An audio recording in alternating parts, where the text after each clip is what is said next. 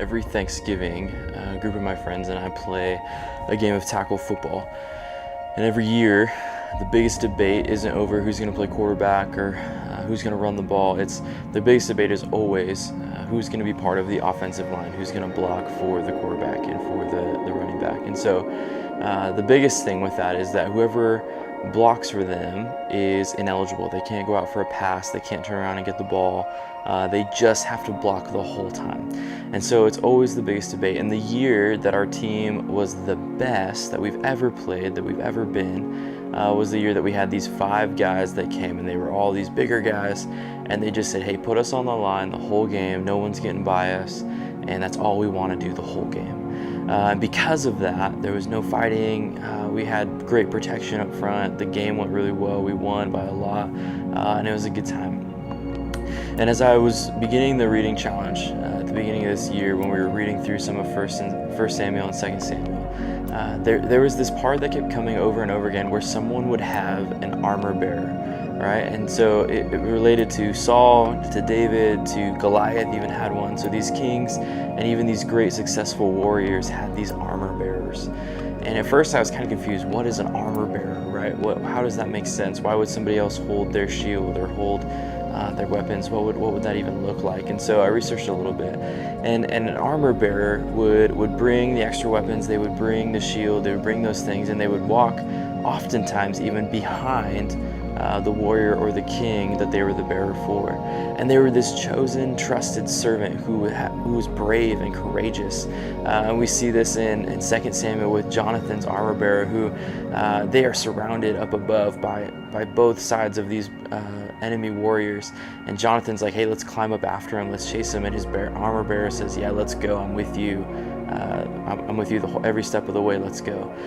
So we see this bravery and this courage in these armor bearers, and one of their main roles was that as these kings or these warriors were going through battle and they were fighting these guys, if they left someone behind who wasn't fully dead, right, if they had just injured somebody or wounded somebody, the armor bearer's responsibility was to slay that person so that they could not attack them from behind. And so they had their rulers or their warriors back every step of the way. And so as I was reading through that and thinking through this idea that we talked about on Sunday about this fellowship that we have with each other, and this refocusing on this community that we want to strive to have, both as a church but also just as Christians, I thought about how often we need somebody to come alongside us, to come behind us and say, hey, wherever you're going, whatever you're about to do, I'm with you 100% of the way, and I'm going to walk behind you, and I'm going to support you, and we're going to get through this thing together with God's strength. And so there's so many instances in life where this would have been greatly valuable for all of us. And so I want us to think tonight as we talk about community and we have this discussion is, man, when in life did you need somebody to come alongside you? How would things have been different if you had that? And then in the future, how are we going to be a community that supports each other, that loves each other, that is an armor bearer for the other, that we can walk alongside them and say, hey, where you go, I'm going, and I'm going to support you, and I'm going to bring what needs to be brought, and I'm going to do the things that we need to do in order to be successful in these things. In Galatians 6, we read that Paul says, to carry each other's burdens, because by doing that we are fulfilling the law of Christ in this law of loving each other well. We are carrying each other's burdens with us. It doesn't mean that every time I stub my toe that someone needs to carry me, but these big life things, these things that we can't do on our own, we have to lean into the other. We have to have support groups. We have to have people who can hold us accountable, who can push us forward and do the things that we need to do. And so I pray that you, as you talk about this in your group tonight, that you would have those moments of connection with each other, that you would say, man, I want to support these things that we're doing in life. We want to pray for each other and fellowship with each other and carry these burdens together because we are not alone. This summer, as the high schoolers went through camps and went through just different events, there was a lot of heavy stuff that came out of our discussion times with them. They're going through a ton of stuff that most of us have not gone through even as adults, and they're going through it now as high schoolers.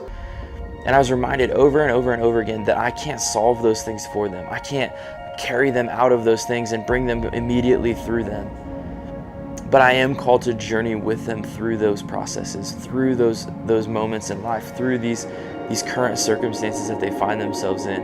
And there's no easy answer to that. There's no Band-Aid I can put on it for them. And yet, as a Christian, as a pastor, as a friend, I get to walk alongside them and say, hey, where you go, where this takes you, I'm going to walk alongside you. I'm going to be there next to you. And God, through his strength and through his ability, is going to get us through this on the other side, so we can look back and we can say, man, look how God brought us through together. Look how God strengthened us more together. Look how God did this and this and this and this. So I pray as you discuss tonight these areas of life that you need some support in, that you need some prayer in, that you need people to come alongside you and push you through them.